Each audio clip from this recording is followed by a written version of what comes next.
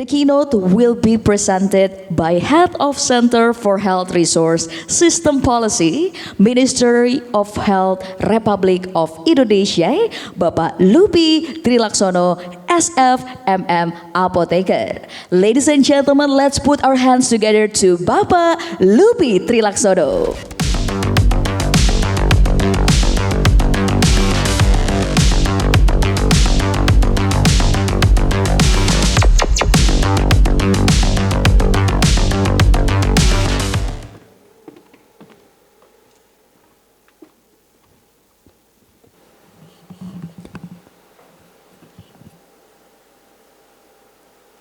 Yes, very good afternoon, everyone. Distinguished colleague and participant. I'm Lupi Trilaksono. Today, I'm very proud to share of Indonesia moving beyond conventional boundary to transform into the healthcare system through the artificial intelligence.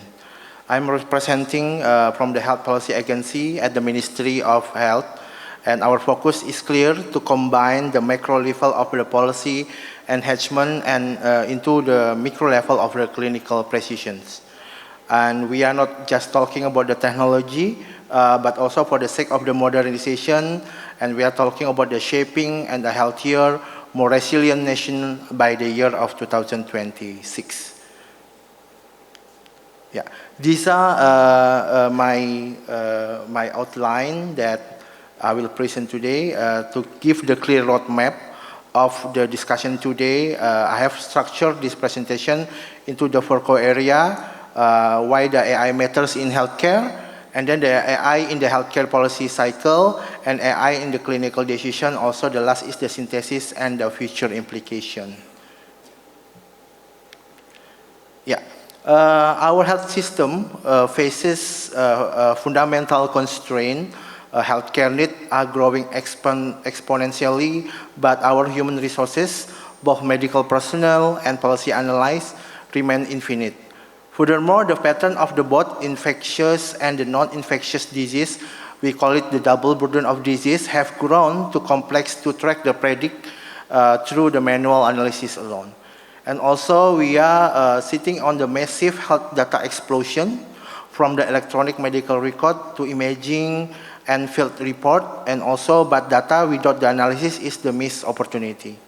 This is exactly why the AI is a strategic necessity, and let me be clear, AI is not replacing the human judgment, it is here to expand our reach, accelerate to our analysis and support better decision at every level.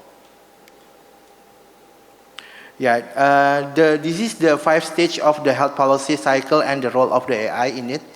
At the BKPK, or we call it the Health Policy Agency, our primary mandate is to formulate and proposition of evidence-based policy recommendation.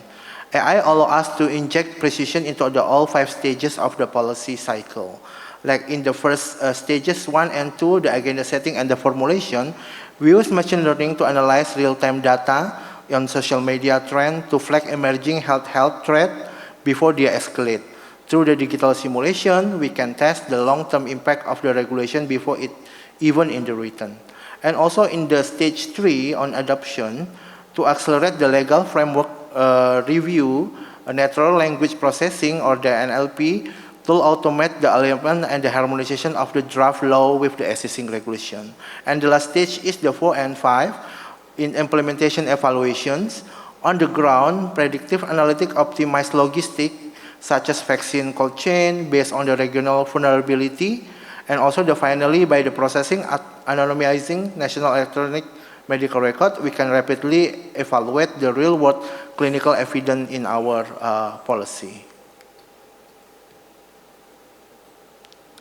And then let us zoom in into the national policy of individual patient cares. At the point of care, AI acts as the essential enhancer of the human clinical expertise. We see that AI adding value across the entire clinical pathway. AI can automatically summarize doctor-patient conversation into the structured medical record, flag micro anomalies in the imaging, and monitor vital to the predict life-threatening event like the sepsis hours before they happen. And also we have moved past conceptual discussion and are actively running a live pilot in key national referral center hospital, including the RS-PON, Rumah Sakit M. Jamil in Padang, and also the Rumah Sakit Kanker Damais to do the pilot project. And the pilot specifically to test the AI utility within the real-world clinical environment, and they show promising results. And using the AI power X-ray potentially accelerate early detection of TB and the respiratory conditions. And however, we have to remember that the physician remains the ultimate authority on the judgments on this pilot. Yeah. This is one the example of the pilot study implementation. For instance, at the Rumah Sakit Kanker Damais Hospital, we are collaborating with the Harrison AI to pilot advancing tools in radiology, automatically highlighting solitary lung nodules and structural anomaly to accelerate early screening of TB and respiratory conditions. We are also evaluating how AI-powered diagnostic can enhance clinical workflow in private health facility to ensure a unified standard of care across the both public and the private sectors.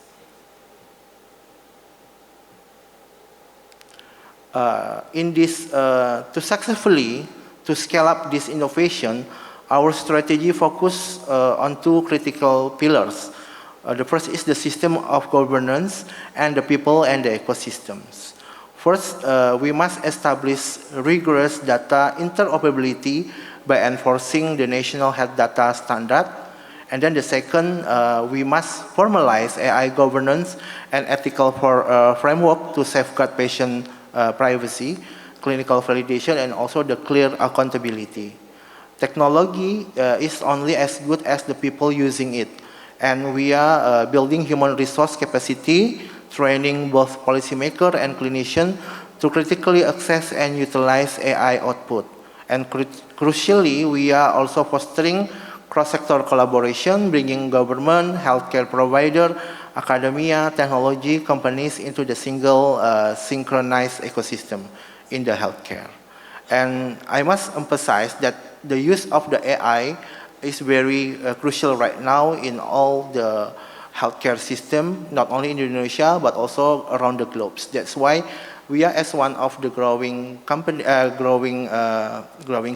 we are eager to adopt many things, initiative, innovative technology, especially using AI to enhance and accelerate the use of the AI in the healthcare.